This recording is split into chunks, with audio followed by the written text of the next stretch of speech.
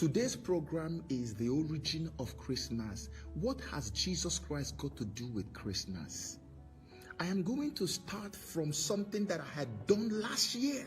Sometime last year, I did a program, because I do all these seminars. I did a program last year about the origin of days. How the days you have came about. The origin of days. The Greeks named the days of the week after the sun, the moon, and the 5 known planets, which were in turn named after the gods Ares, Hermes, Zeus, Aphrodite, and Cronus. The Greeks called the days of the week Theon Hemerai. You know the meaning of Theon Hemerai? Theon Hemerai means days of the gods, small g gods. Did I tell you when I did the issue of changing Sabbath from Saturday to Sunday, when I did that seminar, I told you people how many gods that the Romans worship. The Romans worshipped too many gods. They still do today. They worship not one god, many, and they are so in love with the gods they worship that they carry the images of the gods and go into their rooms and sleep with them. So the Romans substituted the equivalent god for the Greek gods: Mars, Mercury, Jove, Jupiter, Venus, and Saturn. The two pantheons, and very similar. Now, the Germanic peoples generally substituted roughly similar gods for the Roman gods. Tyr for Tyr, Woden, Thor, Freya, but did not substitute Saturn. In the Bible, God never mentioned Sunday, Monday. There is nowhere in the Bible from Genesis to Revelation that you find the name of a day. You only find the number of the days. The Bible said God created on the first day, the second day, third, fourth, fifth, sixth, and on the 7th day, the Bible says he rested. So as far as God is concerned, days are numbered, not named. The naming of the days began with the Greeks and their Germanic and Roman counterparts. Because they have too many stupid gods they worship, they now termed it Theon Hemerai, which means the days belong to the gods that they worship. So they took the days, split it, and gave the names to the names of the days to their gods. Apart from the one they gave to the sun and the moon, which were the two major lights that God created, the rest of them, 5 of them, were given to their gods. And I'll read it for you right now. Sunday is called the sun's day, the day of the sun. Keep that in mind, because we are going somewhere with that. Sunday was named after the sun god. The day of the sun is what is called. Ancient Greek, Hemerai or Helio, day of the sun. Moon's day, that's Monday. Monday was named after the moon. Sunday named after the sun, day of the sun. Monday named after the moon, which is day of the moon. All right? The ancient Greek called that Hemera Selenis, day of the moon. What about Tuesday? Tuesday was named after T-I-U. Tuesday. Tuesday. The Greek, they call it Twia, T-W-I-A, Twia. Okay, so now Tu is the English Germanic god of war. The English Germanic god of war and the sky. He is identified with the Norse god, Tyr, T-Y-R. Norse, that has to do with Norwegians and all. That's where almost all the demons are coming from. The Norse and the Celtic people. These are the people who polluted everything that has to do with Christianity back in the days. The Mars is the Roman god of war. Ares is the Greek god of war. So when you have it in Roman, you have the Greek and you have the Roman version of it at the same time. Okay, so that's two. Remember, keep that in mind. T-I-U, that's the god. Okay. Wednesday was named after Woden, which is Woden's day. And remember, Woden is also named Odin. So O-D-I-N. Now listen, Woden is the chief Anglo-Saxon Teutonic god. Woden is the leader of the wild hunt. Woden is from wood, violently insane. That's the meaning of the Woden. Wood, violently insane. Keep that in mind. He is identified with the Norse god of O-D-I-N. Odin. Odin. O-D-I-N. Write it down, because we're going somewhere with this. You will see who this Odin is. This is the one that they named Wednesday after him, right? And then Thursday is named after Thor. There is a god called Thor, Thor. So it becomes Thor's Day. That's Thor day. Apostrophe, then you have Thor's Day. That means the day belongs to Thor. The god Thor, write it down on your paper, Thor. We are going to see all these gods as we proceed down, okay? That's the Thursday. Thor is the Norse god of thunder. He is represented as riding a chariot drawn by goats and wielding the hammer Mjolnir. He is the defender of the Aesir, destined to kill and be killed by the Midgard serpent. That is the Thor. What about Freya, which is Friday? Friday is a female god. Friday is female god. What type of god is she? Now, it says Freya or Freya is the Teutonic goddess of love, beauty, and fecundity, which is prolific procreation. You know what somebody is called? They say you are procreating prolifically. Prolific procreation, meaning just sleep and have children anyhow, just produce and reproduce and mass produce sexually moral. That is prolific procreation. That is the spirit that they named Friday after. Okay? So Saturday, they named after Saturn. Of course, you know the planet Saturn. Saturn's day, that is Saturday. They took the names that God, something that God put numbers on. They came and put names of all the things they worship. Keep in mind, Saturn is coming to meet you somewhere down the line in this program. There is Saturn coming. So Saturn, S-A-T-U-R-N, Saturn's day. That's what they named Saturday. Now that you have heard all the names of their gods and seen all these things, let me tell you one thing that you did not know. The journey to why Christmas is so evil and why Christmas has nothing to do with Jesus Christ, it began when, even before, but officially began when Constantine actually changed the worship day, the Sabbath day, from Saturday to Sunday. I have done a full program on this already. But let me tell you, because many of you may not understand, so let me read you the actual declaration that Constantine used to change. It was not spiritual. It was not a gathering of the church. It was Emperor Constantine who used his mouth and made a decree and said, from today, the day of the worship of the sun. And when I read it for you, I will tell you why he made that decree. What happened when he made the decree? Let me read for you the declaration so that you bear that in mind. Now, declaration says this. It says, on the venerable day of the sun, let the magistrates and the people residing in cities rest, and let all workshops be closed. In the country, however, persons engaged in agriculture may freely and lawfully continue their pursuits, because it often happens that another day is not so suitable for grain sowing or for vine planting. Now, this is a decree. Remember the first line he put there, he said, on the venerable day of the sun. Do you see why they named the sun after a particular god day? You say it is the sun's day. So he now said on the venerable day. He didn't even say on Sunday. He mentioned it the way it should be. On this venerable day of the sun. On this day of the sun, let the magistrates and people residing in cities rest. Okay, if you think that was not enough, let's go down. There is an encyclopedia. Take it down if you have a pen.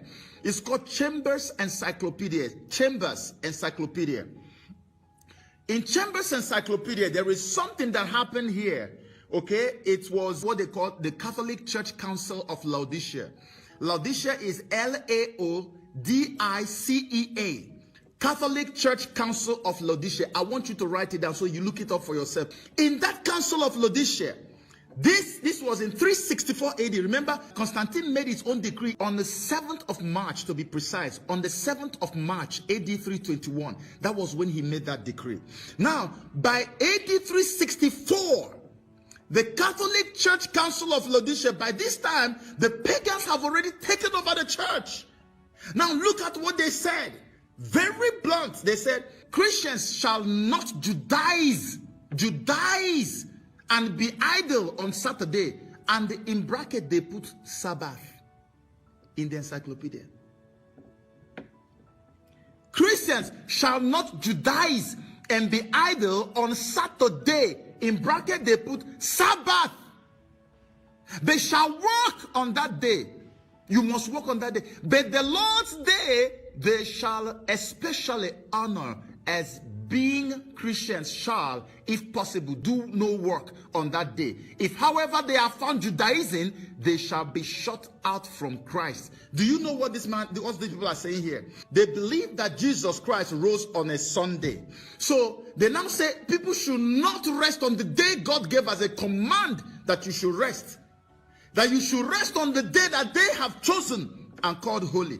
There is no place in the scripture, if you know, please go to comment page and write it, where God or Christ opened his mouth and said, please count this day that I rose, that I resurrected, make it holy and observe it as holy. Please put it in there, because we are all learning. I want to learn from that too. No day. But I will give you several where God said on the seventh day.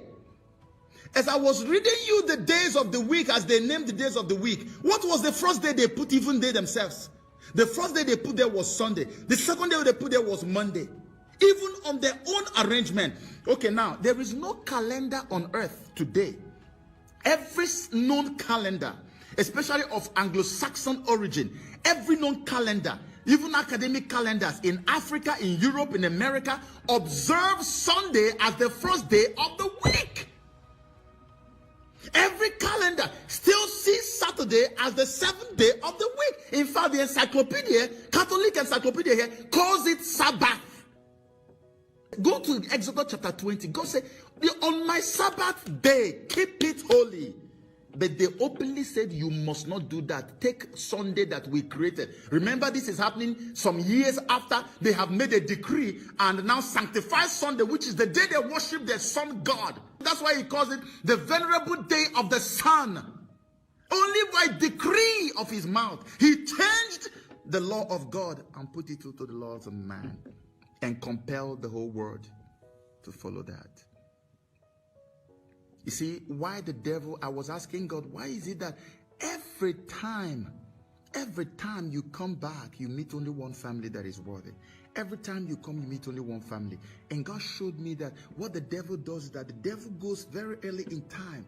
He creates disobedience and makes it to become a tradition. And then people begin to live with this disobedience as a tradition. As they live with it as a tradition, it becomes very difficult to win them away from that.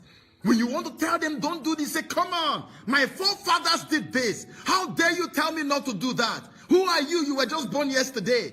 Because the evil, the disobedience, and the sin has become entrenched. It has become a part of the system. That's what ancestral curses do. The devil has seen the destiny of an entire family. He goes way back generations past and signs an agreement with the forefathers. And then you that are born several generations later, you come back and you begin to suffer nonsense that you're not supposed to suffer. Let us go further down, please. Follow me.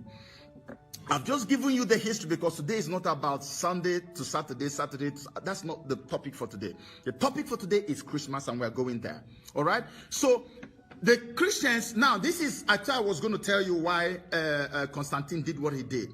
Constantine there were a lot of emperors that lived in Rome then, and most of them were wicked to the Christians. They used to kill them and feed them to lions and feed them to animals and blah, blah, blah. And that was how the whole issue of catacombs came up in Rome. And the Christians were hiding in catacombs, were digging it and hiding underground to do fellowship. And when Emperor Constantine came on the scene, many people don't know this. He had an encounter. I think it was a cross or something that he saw.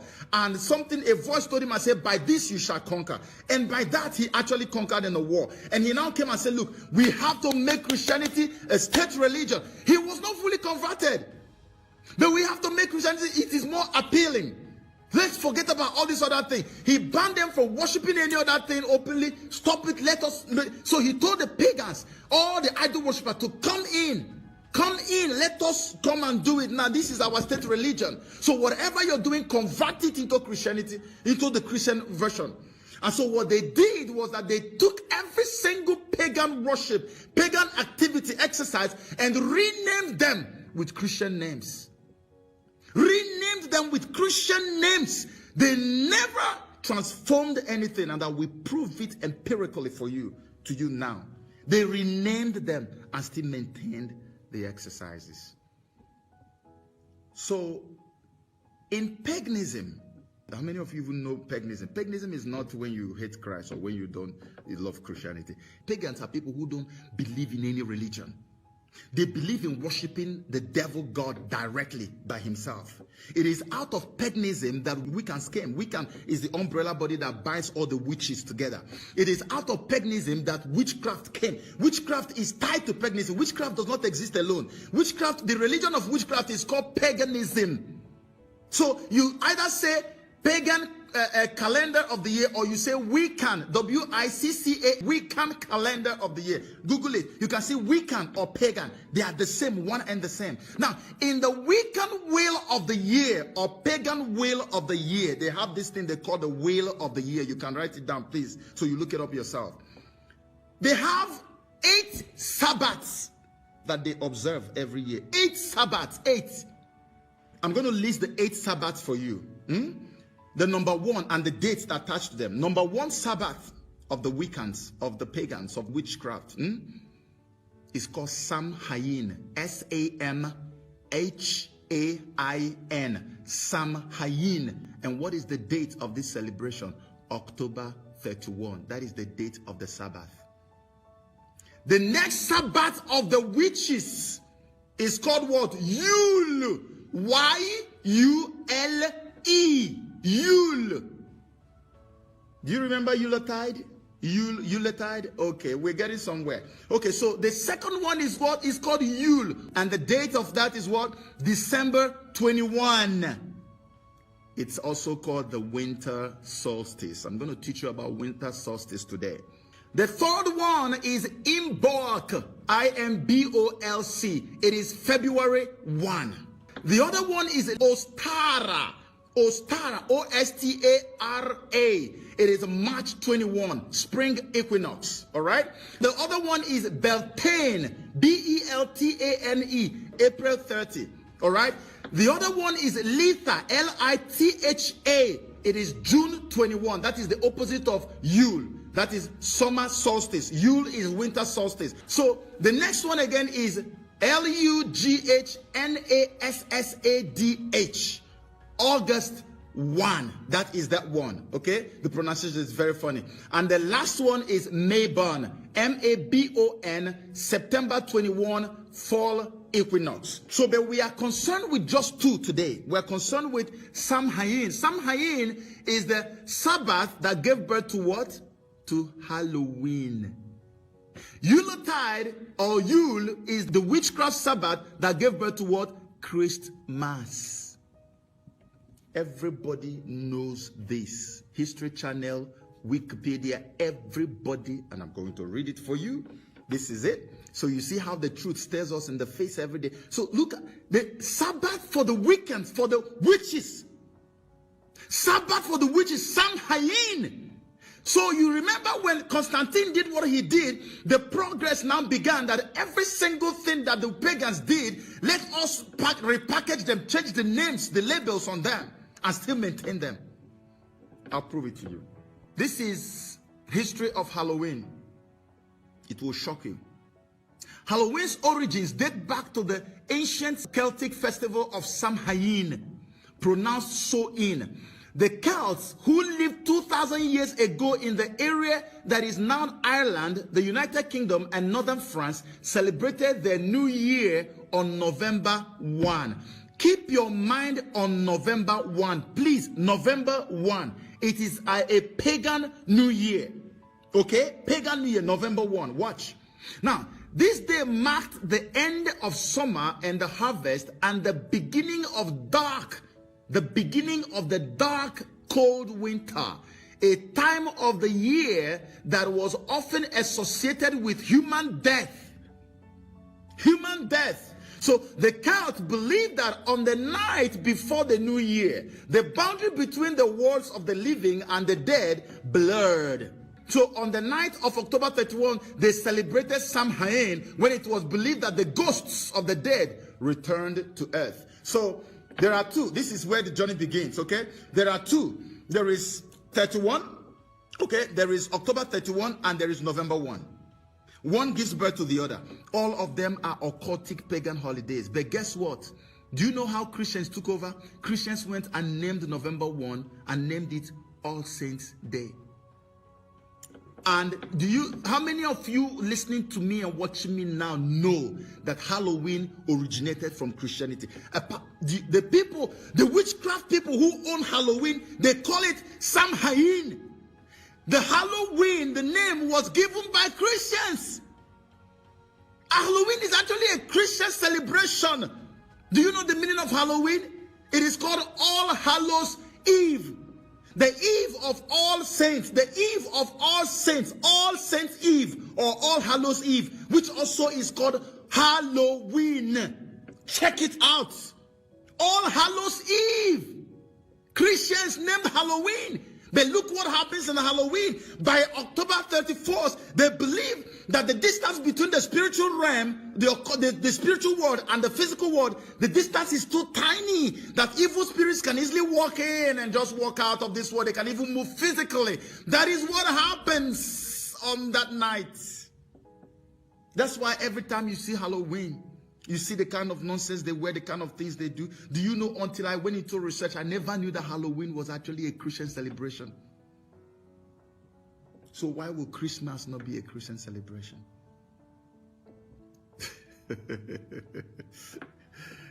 Okay, so they believe that in Halloween, the souls of the dead will come back and they will come and find a way to their places, to their families. That's why they put candles on the window, so that when the spirits are coming, they will be able to locate and find a way home. Can you believe this? And Christians are involved in this. Now, this is the meaning of Halloween. It says Halloween means All Saints Eve, a celebration observed in a number of countries on 31 October, the eve of the Western Christian feast of All Hallows Day. It begins the 3-day observance of All Hallowtide, the time in the liturgical year dedicated to remembering the dead, including saints, martyrs, and all the faithful departed. You see what they did? They put saints there, they put all the faithful departed, and you know it is a complete occultic festival. In many parts of the world, the Christian religious observance of Halloween's Eve, including attending church services and lighting candles on the graves of the dead, remain popular, although elsewhere it is a more commercial and secular celebration. Some Christians historically abstained from meat on All Hallows Eve. The tradition reflected the eating of certain vegetarian food. This is the same thing that the Celtics were doing. Christians are doing it today. So now you know that Christians actually christened Halloween, which is Samhain. The pagans call it Samhain. We come and say, no. We'll maintain the same date. We'll do the same practice, but we'll change the name and call it All Hallows Eve. So we gave Halloween the name that it has today. The so-called Christians, not me. So let's go down now. So we are coming down. Remember, we are dealing with dates now. We're dealing with 31st of October, which is Halloween. We're dealing with November, which is the pagan New Year that they have christened as what? All Saints Day. So from that moment all the way down to 17th of December, what happens? Do you know what happens on 17th of December? Let me read it for you. One of the best known festivals of ancient Rome was the Saturnalia. Have you heard it? Saturnalia. Saturnalia. This is where the whole thing comes down. Remember when I told you to pay attention to Saturn? They named Saturday after this god, Saturnalia, the god of agriculture. So Saturnalia is a winter festival celebrated on December 17th to December 24th. I'm going to break everything down for you. Please just follow me. Now, because it was a time of wild merrymaking and domestic celebrations, businesses, schools, and law courts were closed so that the public could feast, dance, gamble, and generally enjoy themselves in the merrymaking and all kinds of stuff. You know, so now, on December the 25th, pay attention. All this is happening till 24th. Then on the December 25th, the birthday of Mithra, M-I-T-H-R-A. This is the man who owns the birthday that they are celebrating, which they replaced and put Jesus on it. Write it down. That is a god. That's a demonic god. It's called the god of the sun, the god of the unconquerable sun. That is the one god that has a birthday. It is his birthday they celebrate. Why did they choose 25th? You will learn today why they chose 25th. The number one learning is this one. Mithra, the Roman god of the unconquerable sun, the sun god, is having his birthday on December the 25th. Before Christ even came. That's what they were worshiping. So when paganism took over the church, they said, since we have already gotten the day of our worship as the day of the sun, you know, everything is sun. Sun is... So why can't we take the birthday of our sun god and use it for, and call it their own destiny?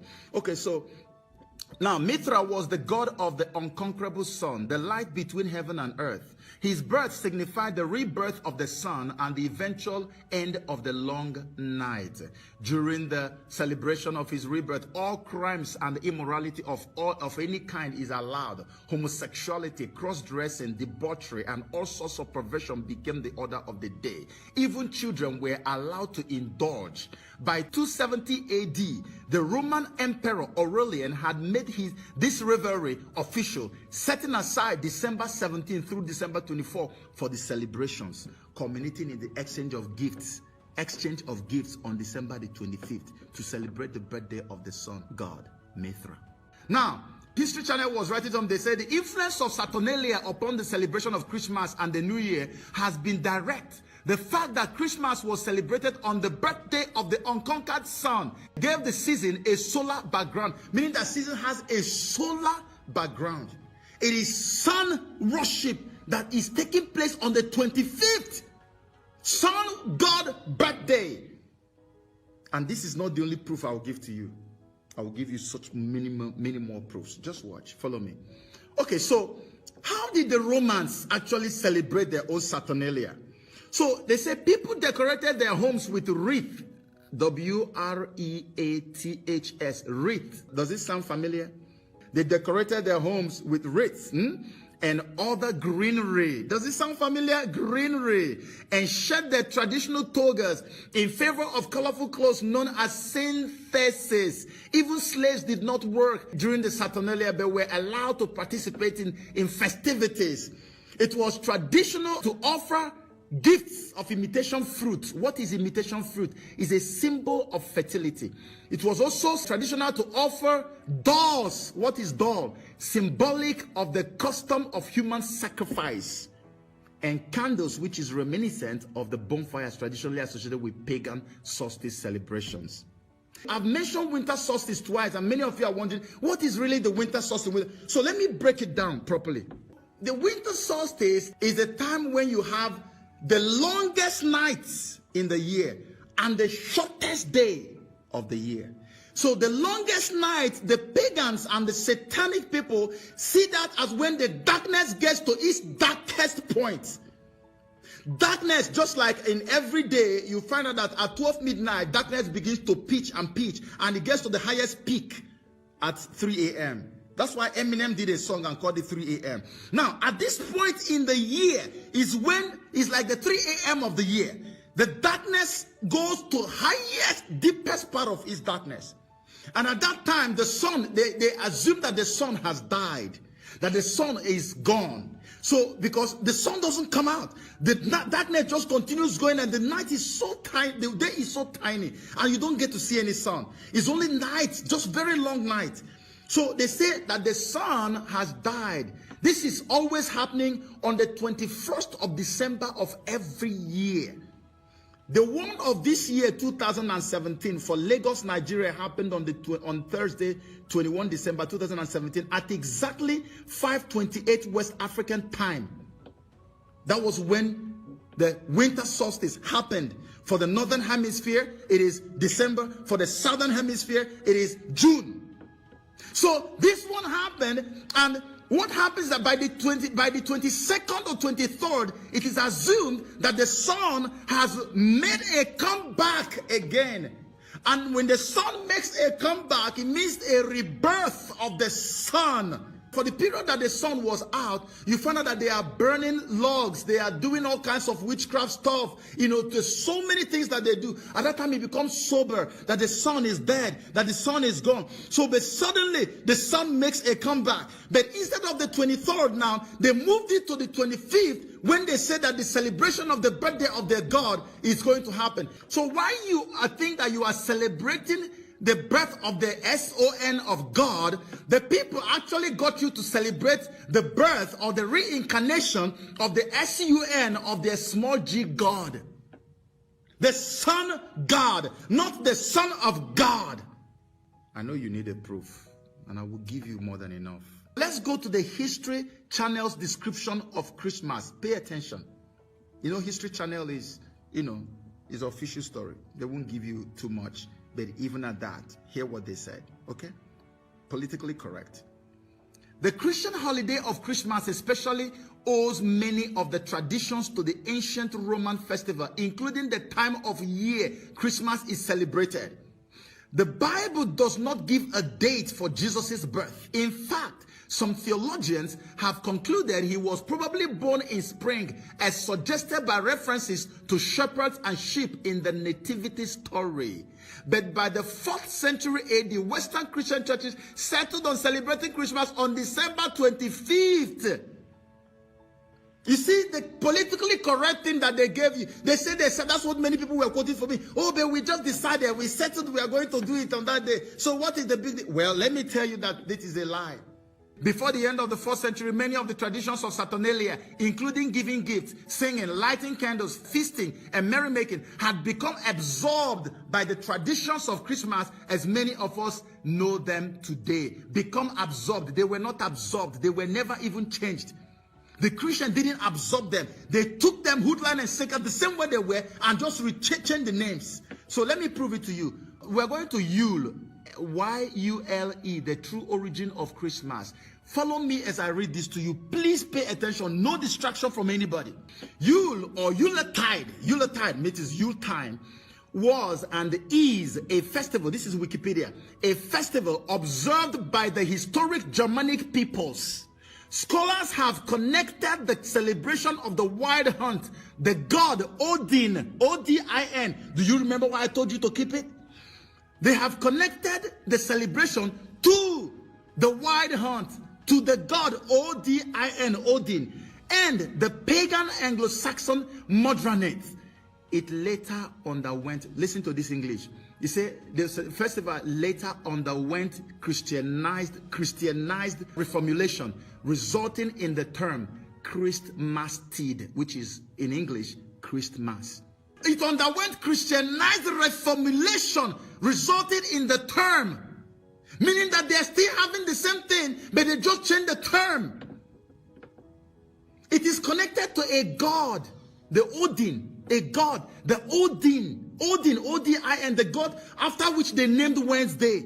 Now, Odin, Wednesday was the god that married Friday. Friday gave birth to Thursday for him. Odin was the chief of all the gods that they worshipped in those days. Odin had so many names, for more than 100 names. You can find it out for yourself. They say they connected your celebration to Odin. And we're going to see the connection now as we go down. Watch, follow me. He said, Yule is also known as Alban Artan and was one of the lesser Sabbats. And was one of what? He said Yule was one of the lesser Sabbats of the Wiccan year, in a time when ancient believers celebrated the rebirth of the sun god and days with more light. This took place annually around the time of December solstice and lasted for 12 days. The lesser Sabbats fall on the solstices and the equinoxes. Did I not show you the Sabbath celebrated by the Wiccans, by the witches? Your Christmas. You know the song that says 12 days of Christmas. Okay, how many of you have celebrated Christmas and you have activities lined up from 25th all the way to January 6th? But you have a song that says 12 days of Christmas. Here, they said the December solstice and it lasted for 12 days. And the pagans still celebrate their own. As I'm talking to you right now, they make sacrifices every day until January 6th. But you have already finished your celebration. So, and the song they sang was for their celebration. It is 12 days in their own calendar. It is supposed to last for 12 days. They moved it from the 23rd when the sun made a comeback. Moved it to 25th. So from the 25th for 12 days is when? January 6th. Up till now, they are still celebrating. They are not done until January 6th, but you're already done. So what are you celebrating? Go to Google and Google pagan Christmas or Father of Yule. We are coming. So present day Christmas customs and traditions such as the Yule log. You know Yule log. Most of you in America know that. Yule log. You have Yule goat. You have Yule boar. You have Yule singing. And you have others. They say they stem from the pagan Yule. Today the event is celebrated in heathenry and some other forms of modern paganism. The same event you celebrate is celebrated in heathenry and in other forms of modern paganism. Can you believe this? It is out there for you. Look it up. As a means of honoring the pagan sex and fertility god Yule, a 12th day, this is it again, coming again from another different research book, a 12-day celebration during the month of December was inaugurated. A 12th day, 12. That's why you have 12 days of Christmas. And yet you don't celebrate 12 days. You don't do Christmas for 12 days.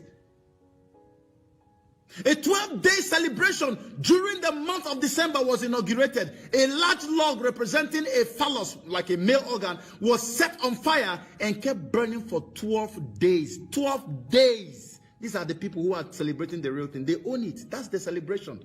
It has nothing to do with me and you. And they do it properly. They do it well. They set the log burning for 12 whole days. Now look at here. He said the Feast of Yule was a pre-Christian festival observed in Scandinavia at the time of December solstice. The same thing I told you, December solstice. He said fires were lit to symbolize the heat, light, and the life-giving properties of the returning sun. Returning sun. It is the sun. Everything is all about the sun. Christmas is referred to as Yule, which is derived from the Norse word Jul, referring to the pre-Christian winter solstice festival. Yule, Christmas Tide, Christmas. Christmas is referred to as Yule. So we are going to find out who the Yule father is. Because Yule has a father. You now found out today that Yule is Christmas. That's why every media house you see today during Christmas season, you see them saying the Yuletide season, Yuletide, Yuletide. And you're wondering, what is Yuletide? Yuletide. Oh, this Yuletide season. Where's the Yule from? Yule is the very exact word used in the witches' calendar as a Sabbath. And you have even Christmas songs that contain Yule in them. If I lie, please go to the comment page and say you are lying. This is the proof. And we're celebrating it with them. That's why I have a video, I think I may upload it much later, where the witches were laughing at us. In fact, the witch girl said, one of the witches said that the only thing Christian about Christmas is the name.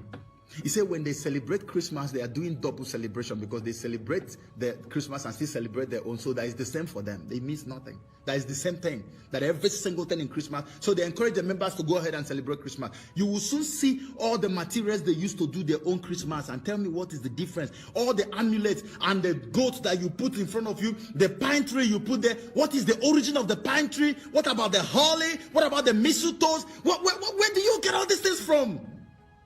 It is what the pagans use. It is there in the calendar. I'm going to give you a website to go to. You see where they're advising them on how to celebrate. The same thing they tell them to bring is what you used to do Christmas. My Jesus was not born on the 25th of December. And nobody under the influence of the Holy Ghost chose that date. And I will prove to you why it is a satanic arrangement to choose that date. I will show you. I will show you. Stay with me.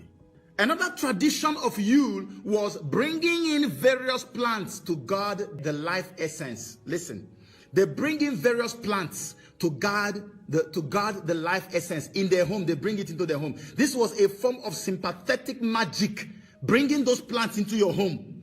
A form of sympathetic magic in which practitioners believed they could harness the life force for themselves. Some of the plants that were brought into the home included evergreen boughs, holly, ivy, birch boughs, and mistletoe. Mistletoe. The evil one that they go and you come under it and you kiss your lover under it. Mistletoe. This is what they gave them as instruction. As instruction. Now, the same Christmas you are talking about that you say your Jesus was born on. Do you know how many of you listening to me now and watching me know that Christmas was banned, severally banned until much recently? How many know that Christmas was banned in America, in Europe? Can I give you the information? By the 7th century, Pope Gregory I ordered Augustina of Canterbury to incorporate any and all pagan practices and customs in the expanding Roman Catholic Church. The most outstanding of the pagan practices was Saturnalia, was incorporated into the church. 7th century Pope Gregory, I'm giving you names so you can go and search. Saturnalia incorporated into the Catholic Church. It was celebrated with open sexual intercourse on the streets. This was the original celebration of Christmas, how it was being celebrated. They will have sex on the streets. Heavy drinking and all manners of immoral activities, rioting, murder, and number of druidic Halloween rituals. This is Saturnalia, the same thing giving rise to Christmas. Now, he said things got out of hand that by 1652, following the execution of King Charles I, Christ Mass, they used to call it Christ's Mass, was finally outlawed in England through the efforts of the Puritans led by Oliver Cromwell. They outlawed it. Now, the appointment of King Charles II eventually brought about the same monarchy and the Christ Mass again. People started protesting. No, no, no, no. Give us, legalize the Christmas for us. Give it to us, because they know that there's a lot of revelry in it. They used to do all kinds of nonsense. They say, give it back. They gave back to them. They did their best, but by 1656, just 4 short years, the public demand for legalization of Christ Mass became overwhelming. And the appointment of the king restored it back to them. Amazingly, in 1659, the colonies in America, the Puritans equally outlawed Christmas. Said, no, we don't want it. In America, and declare that anyone who is caught indulging in the celebration of Christmas, they will fine you, you will pay 5 shillings. You can imagine how much that money was by then. These are all recorded. Please go and check your history. They say if they catch you celebrating Christmas, because these were the godly ones, the ones who were the elect of God, the real Christians. They'll call them the Puritans. They say, no, no, no, this is so evil. We can't take it. If we catch you, you pay. That is it. So by 1712, I think it was Reverend Martha or so. Let me tell you what she said. She said, can you in your conscience think that your holy Savior is honored by hard drinking, lewd reveling, and by a mass only fit for nothing but Bacchus and Saturn? So how can you think that by all this sexual immorality and the drinking and all this nonsense you do, that is how you can celebrate your own Savior? This thing you're doing is only fit for people, gods, wicked gods like Saturn or Bacchus. That was what the Reverend said. Those are part of the Puritans who outlawed it. I said, this cannot have anything to do with God. This belongs to the Saturn. It belongs to Bacchus. By the 19th century, the ban on Christmas still held in America.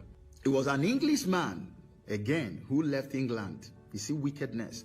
And went to America. His name is Charles Dickens. By 1843, he used Christmas carol to win Americans over to love Christmas again. Now, people who say that they sat down and chose the date of Christmas as 25th, let me give you another bombshell that will shake the foundations of your knowledge today.